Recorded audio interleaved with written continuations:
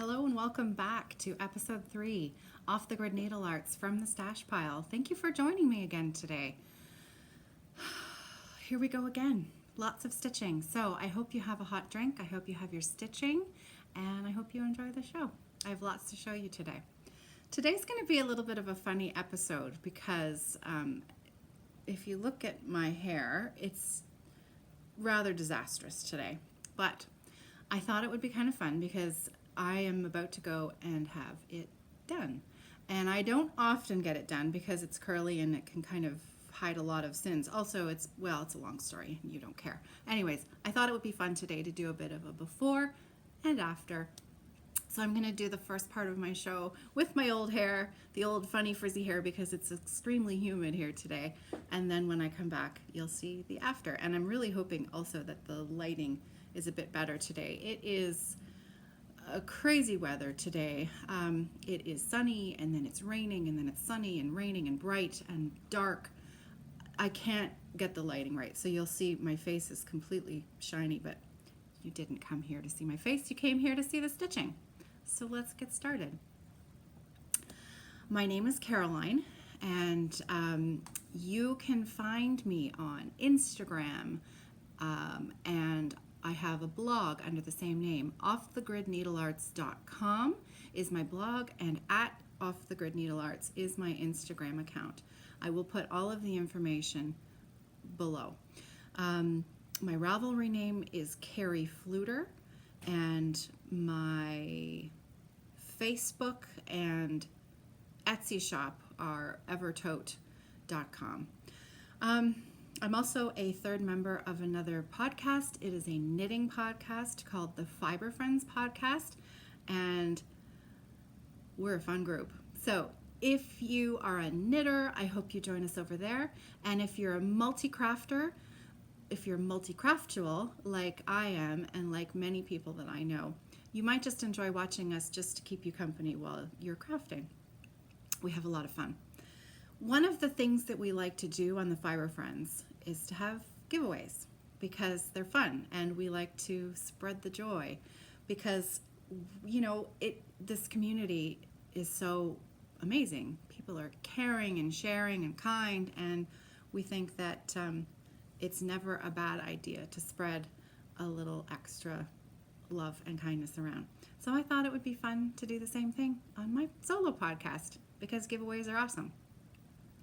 My giveaway today is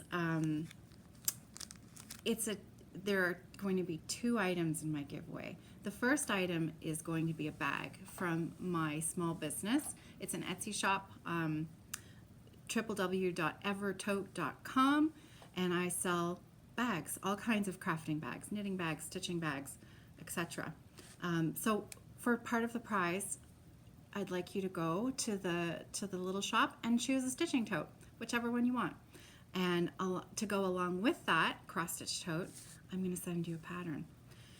And I've chosen a pattern from my stash pile because my stash pile, I'm never going to get through it before I die. So I would like to send out little bits and pieces of it to people that will love it. So this is the pattern that I'm going to send out. I thought it was appropriate because I'm showing my appreciation to you. So it's a Glendon Place pattern. It's a lovely, lovely stitch. Love the colors in there. Now she's used a button in the middle. I don't have the button. I never bought the original button that went along with the kit. And if I'm not mistaken, there's in the pattern you can even just stitch a few stitches there where the button is. Isn't that beautiful? I love her designs. If you remember from the last episode, I'm stitching tiramisu from the dessert series of hers. Phenomenal designs. So that's the giveaway. Pattern and a cross-stitch tote. Any cross-stitch tote from the shop that you like, and I'll send that out to you. Now, to win the cross-stitch tote and the pattern, please leave me a comment below this video, and I would like something else from you as well. When you leave me a comment, I would like you to leave me your best bad joke for kids. I am a piano and flute teacher during the school year, a private music teacher from my home. And I have a studio of lovely, lovely children and adults as well. And one of the things that the kids and I like to share is a little joke every now and then. They'll come at the beginning of their lesson and they like to make me laugh. So they'll tell me their joke that they heard at school or that their parents told them. And it's so fun. And I have a terrible memory. And people tell me jokes and then I immediately forget them. So I figured if you wrote me a bunch of jokes in the comments, then I would actually be able to look at them and remember them and have a joke for my children when they come for their lesson. So I will be choosing my favorite joke from the comments below, and that's who's going to win. I'm not going to do it from a random number generator. So you really have to put your thinking caps on and choose your very best joke. And I can't wait to hear it. So that's my giveaway, and let's see.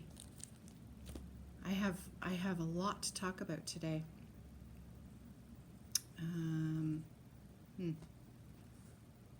Okay, good.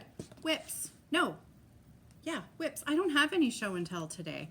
I thought I was going to have some show and tell today, but I've left it at the cottage. So, sorry.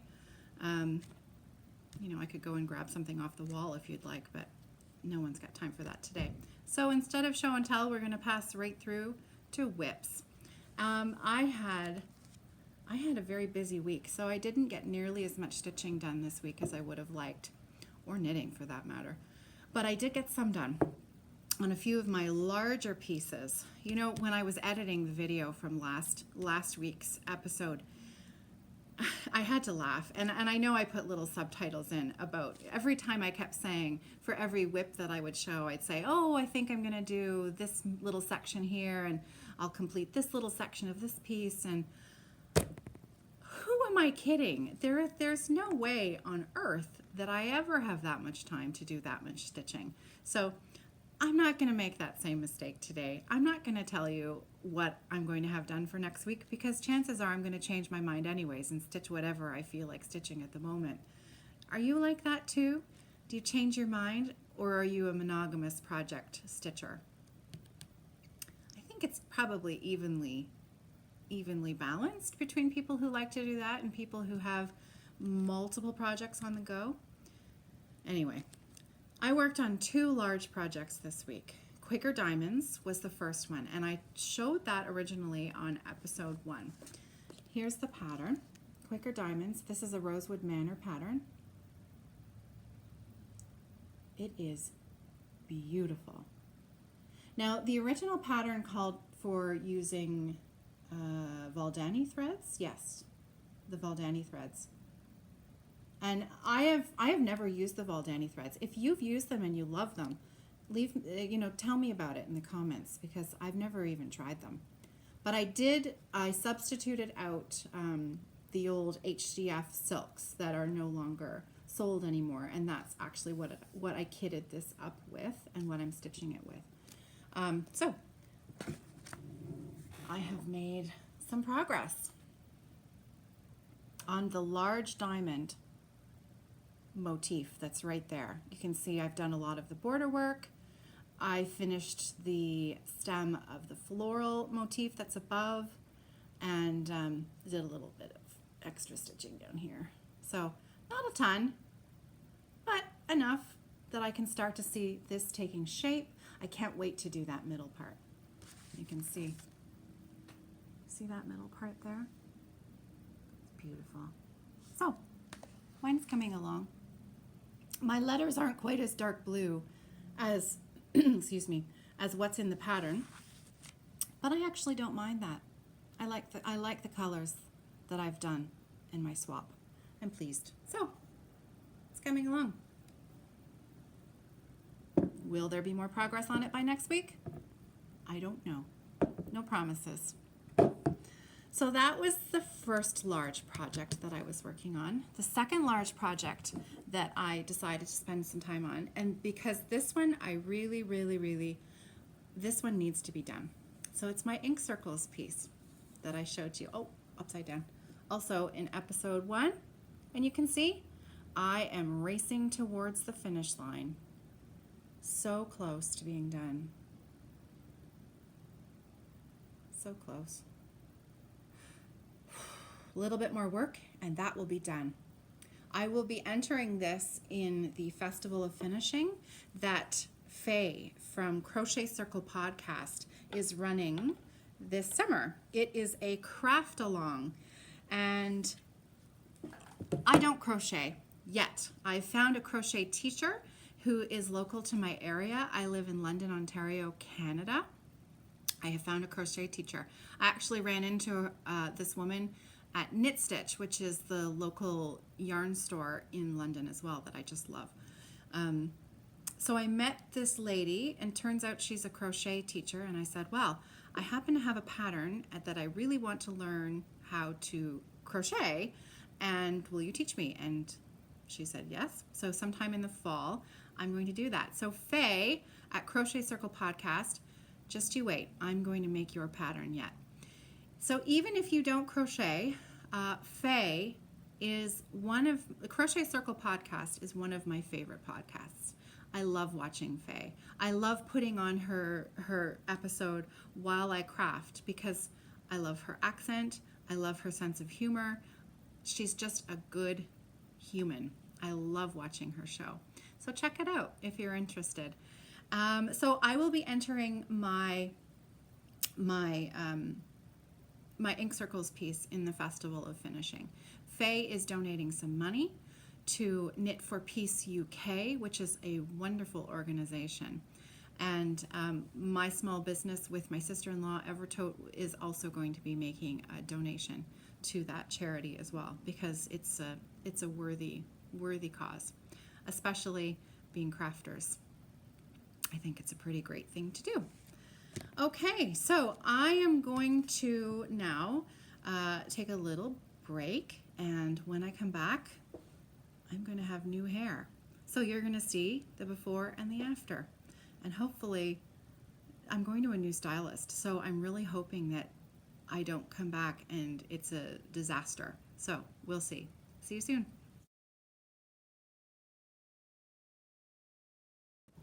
Ta-da! What do you think? It's so strange when I have it straightened at the hairdressers, because the texture of it is so different from what I am normally used to living with on a day-to-day basis. I never straighten it myself. I'm completely incapable of doing it. It just ends up looking like a big frizz ball. So this will only last until the next time I wash my hair, and then it'll be curly again. The only thing I'm a bit concerned about, I really like what she did. I like the color. I like the cut when it's straight. If you have curly hair, you'll understand my concern. She really went to town and chopped quite a bit of layers into it. And these sections here, I don't remember the last time they were that short. So when I wash my hair, it might just go, I might end up looking like Little Orphan Annie, except not red. So anyways, there you go. Now we can continue on with the show, now that I've had my hair done did. I was in the middle of showing you my whips. I don't think I'd even started yet. I showed you what I was working on, and now I wanted to show you a few things from the stash pile. I have some good ones today. So I'm going to start off with a Rosewood Manor piece, another Rosewood Manor piece. I really love Karen's designs. I just think they're just beautiful. So this one is from 2013. This is the Corners and Curves pattern. It's on the front. Isn't that beautiful? The colors in there. This is one of those few patterns where the picture on the front actually grabbed my attention just as much as a demonstration on the wall would have done. I just thought that the color representation on here was really quite nice. I'm actually not stitching this one just yet though. I started with the welcome sign that's also included in the pattern. And this actually, I chose to start with this because Neil, one of the owners of Thread and I, had stitched this for the wall, and I just fell in love with it.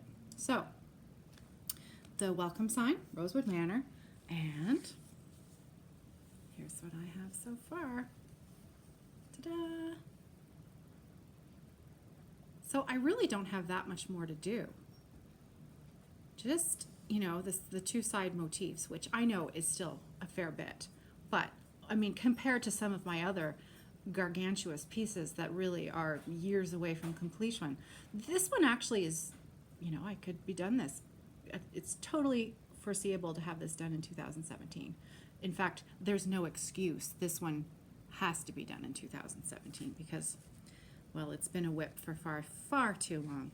So anyways, but aren't those, I really like those little flowers in that one there. And this center motif, the colors. Normally I would never put those colors together, but when I did the floss toss to kit this one up, they just really worked well together. This is I'm using All Weeks Dye Works for this one, and I believe they are as charted.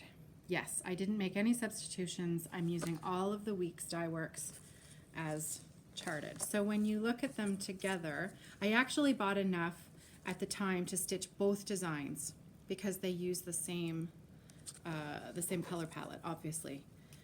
So you can see the mix there together? If I turn it this way, you can see a little more of the rust colors over here. And this seafoam green, I love that. Beautiful. That is the seafoam. I was right. Looks like seafoam because it is seafoam. Beautiful. So that is well on its way to being finished, so hopefully soon.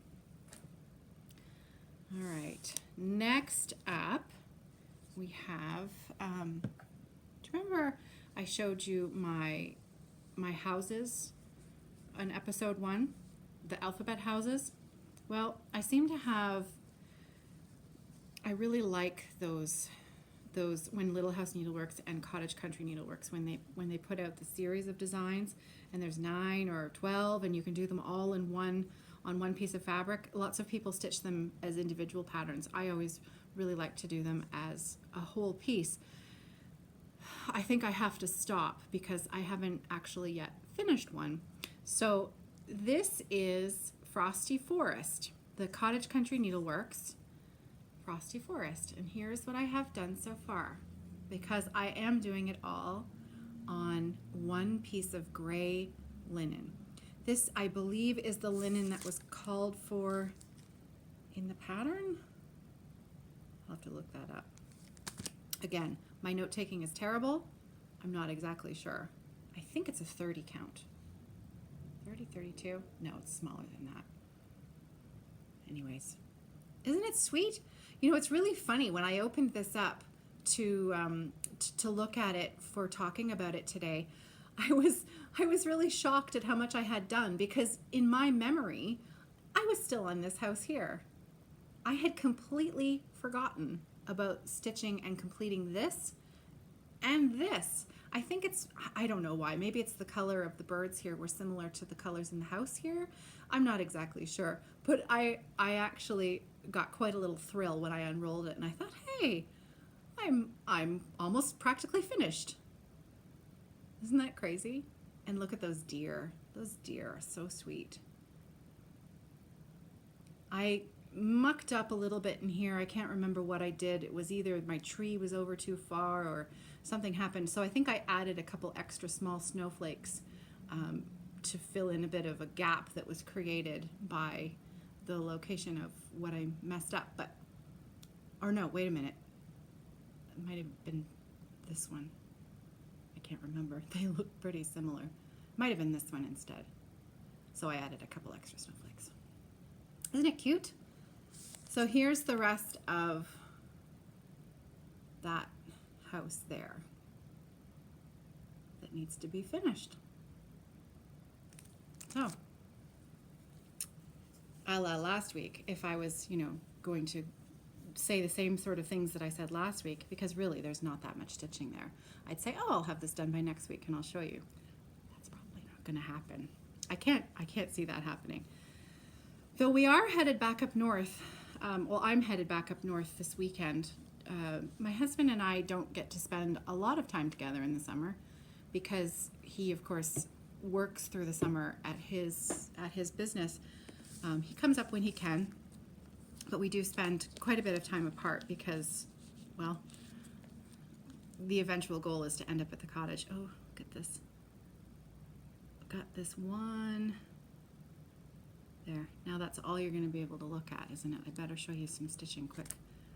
I think it's as your texture changes, there's those few wiry ones. Normally my hair is curly, so I never really notice them. Anyway, enough about my hair. Okay, so last week when I showed you the pink Hawaiian bag, I said I had a project inside, and it's a good one. I actually had completely forgotten about this project because I'd started it at the cottage. I'm going to say I started this 2 years ago. This was 2 summers ago that I started this, and I didn't have the right kind of frame to work on it with, and I'm fairly fussy about, not too fussy about my tension of the fabric when I'm stitching, but I do like to have it fairly tight. I don't like to stitch in hand. I don't like a small Q-snap or hoop if the piece of fabric is large. I prefer to have scroll rods that are the size, the length of the fabric. And if the fabric is too wide, then I will frequently stitch the project sideways, like I'm doing with Blackbird. The Blackbird design, the loose feathers design, I'm stitching that one actually sideways. Does anyone else do that as well?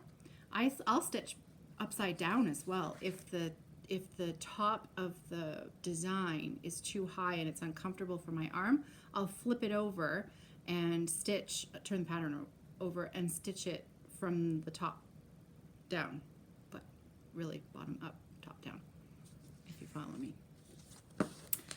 So this, I did not have any other scroll rods with me. I didn't want to take anything off of a scroll rod that I had up there with me. I just had a small Q-snap.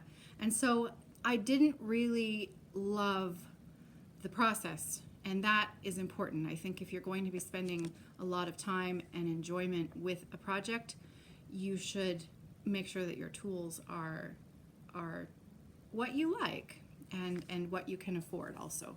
Obviously, there's a wide range of products that we can purchase that can run a pretty penny. But once you have, a basic setup that you like, then it should be a pleasurable experience. So this is a design by T.A. Smith. That's Teresa A. Smith. Teresa A. Smith Designs. And this is the pretty little square design. So I'm not sure if you're familiar with this one, but anyways, here we go. So it starts out with this. Isn't it beautiful? Look at that. Isn't it an interesting shape, how you can do this and it's open on this side and it creates its own little design. So you could make it into a coaster or a small wall hanging. You could do, like a petty point idea on a fob, a scissor fob. I think that would be really pretty as well. If it was really, really tiny. I love making tiny things. So this is just part one though, because when I went to the shop, Thread and I, again, I think it was Neil, maybe it was Kathy that had done it. I'm not sure which of my friends had actually stitched the demo for the wall, but there are 5 patterns that you can actually stitch together. So sort of like how the houses, you can stitch them individually or you can stitch them all in one piece of fabric. Teresa has done 5 designs, little squares designs, and if you put them all together, you can make one giant design. So this is number 1. Here's number 2. So you can see, you can do them obviously in any orientation. So if we did, oh, ooh. Is that right? Anyway, that's number 2. See? Then you can just choose to make, you can choose a small little motif and just do that all by itself as well. Stitching really is so, you know, people are so clever, and you can just take little bits and pieces of designs and really make them your own. Wouldn't that make a lovely Christmas ornament? You could do it in blues and silvers. Oh, that would be really pretty. So that's part 2. Here's part 3. Again, there's that scissor fob. See, I'm brilliant, aren't I? I didn't even look at this before that was an idea. Oh, so good. And then part 4.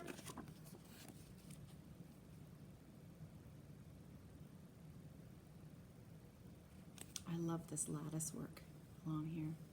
And now part 5 is really interesting because part 5 is a center motif. Okay, so this is number 5.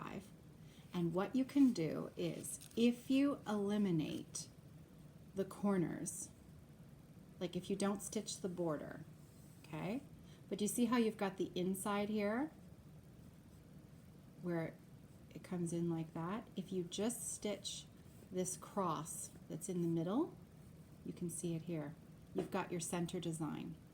And then you can add inside this pattern is the chart to do the extra little bit that comes. That's actually, that's what part 5 is. It gives you this square, and then it also gives you the instructions as to how to turn it into the center of the design and put all 4 of them together. Isn't that clever? I just thought it was so beautiful. So, you know, obviously each individual pattern uses different colors. So I chose a color palette to make all of it, you know, mesh together. And I was going to simply pick a color as I went, which I kind of, it can be freeing, or it can also make you feel a little crazy because you're sort of hesitant about which color to use next. But I'm going to try really hard to just, you know, not overthink it and just choose the color that I like and whack it in. So my color palette is actually very, very me. Purples and mauves and blurples. That blurple there at the end, just my favorite. And this is a mix of Classic Colorworks, Weeks dyes, and I think I even have a Dinky dyes in there. So, yeah, Weeks dye, Classic Colorwork, and where's the Dinky dye? There it is. So, one lonely little skein of silk. I never mind mixing in silks and cottons. I figure I'm really the only one who's going to know that it's there. So, as long as the color draws me in. If the color draws me in, then I'm a sucker for it. So, just beautiful. Love those. Soft color here. Beautiful. Okay, so now, do you want to actually see how much I have done? Are you ready for this? Because you're going to be completely underwhelmed. Womp, womp. Isn't that the most pathetic thing you've ever seen? And I started this 2 summers ago. It's absolutely ridiculous. This is the reason for this podcast right here, because this is not the only one like this that I have. So if you stick with me in the coming weeks, months, I'm going to let out all my secrets. So if that sort of thing bothers you, if you're bothered by, you know, someone who has too many whips and it makes you feel a little anxious, you may just want to stop watching, because it's a problem. I mean, it's a really good problem, but I need to get on and do some of these things. So that's another reason why I'm releasing some of the patterns from my stash that I just know I will never, ever have time to get around to. So anyway, okay, so that was my third whip from the stash pile, and that was all that I had to show for stitching whips today. I think that's it. So I guess the next thing to talk about would be the shop update. So, shop update. Ta-da! Last week or 2 weeks ago, I'm losing track of time. This week has been just a blur. After the last podcast, so it was last week, I made 4 new styles, 4 new bags, fabric combinations, because I was making the Hawaii bag for the shop, and I had some other fabrics that I wanted to play with a little bit. I do have a fair bit of pretties in my collection over here that I like. I love fabric. I'm an equal opportunity crafter. I like it all. If it's colorful and I can make something out of it, then I want it, and I want to make something out of it as soon as possible. So I took some fabric to the cottage with me, and we were only there for about 4 days because I'd been home when I recorded the last podcast, and anyways, again, who cares? So I made 4 different styles of bag. So the first one was, I made a few more of the Hawaii bag that I showed you last week. My friend Adrienne from Fiber Friends said, stop holding the bag in front of your face, because apparently I mumble when the bag is in front of my face. Mumble, mumble, mumble. So she said my eyes were on the top and you couldn't hear my voice. So hopefully, Adrienne, this is a little better. So this is the Hawaii fabric, and this is my bag. This is the dud that didn't have the top stitching. But again, there are 1 or 2 of these up in the shop that are correct, that have the proper top stitching, and they have an anchor fabric as the liner. That's one. And then I did a very pretty floral, blue and pink floral. There. I love this little mustardy color. See how it's almost a greenish yellow there? So if I use this fabric again, I might pull that out in the topper instead of a navy. The inside of this one is so pretty. It's the most pale, actually it's showing up fairly dark on the screen. It's a pale pink, like a baby pink. It's just light, delicate. These are the medium cross-stitch totes. They fit an 8-inch square or an 8x11. So that's number 2. Number 3, oh, this is a nice one. There. This one was really hard to photograph for the shop because this mustard color really got washed out. Every time I took a picture, the lighting would be good for the bird fabric, the pear trees, but the mustard is difficult to capture. But I think that's actually pretty good right there. I love this color combination, the dark navy with the mustard, and anything with a bird on it, I'm hooked. Sold. This one I did a mustard inside as well. I think I have another one that I have on the sewing pile that has a blue inside, but I can't quite remember. I'm also turning this fabric into a wedge tote, a medium style wedge tote with the box bottom. So, number 3. Now, last but not least, this one actually, I thought you might want to see the construction of the bag from the inside. And also, if there are sewers out there who are making their own project bags, I thought you might be interested to see a bag that's in process. So this is how I make the inside of my bags. I do not use interfacing. Now, I keep saying this small business, there are two of us. My sister-in-law, Kathy, my most favorite person in this entire world, except for my kids and my husband and my brother and my mom and dad and all that. Sometimes she is my most favorite. Kathy is my partner. We are partners. There are two of us that run Evertotes, and she is a sewing whiz. That girl can sew faster than I've ever seen. So she is usually behind the scenes whipping out bags, and I'm always the one in front keeping my mouth flapping in the breeze. So there are two of us. So when I say I have a shop and I did this and I did that, please always know that it is we. There are two of us. So we make the bags with a cotton bat on the inside. This is a product called Warm and Natural. So I don't usually use the white one. I use the natural color because I find that it blends in a little more nicely with the lining. So there's a lining, there's the bat, and then the outer fabric. I usually use two. Sometimes if it's a really large scale print, we'll just use one fabric, if it's a box bag especially, and then the zippers in, and then we sew them together.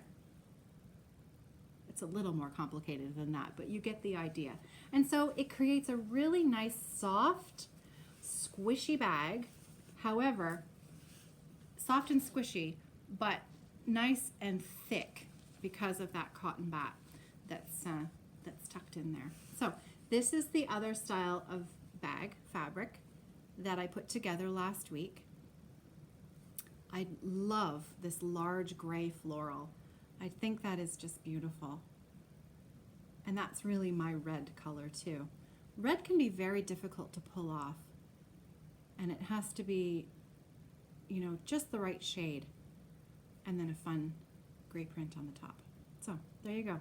That's the other one I've got in the shop. I will most likely put up a couple different ones next week as well.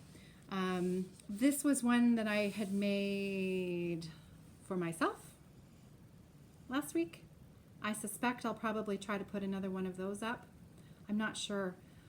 If you love it and you really want one, just message me and I'll make another one for sure. But I don't have a lot of this fabric left, and I'm kind of hoarding it a little bit because I love it. I love this whole line. This is a Joel Dewberry collection, and these colors, these are just my colors. The hydrangea bag that I showed you last week, it's the same collection, same colors. This one, again, with the bright turquoise zip, which I love. So there you go. And I think that's it.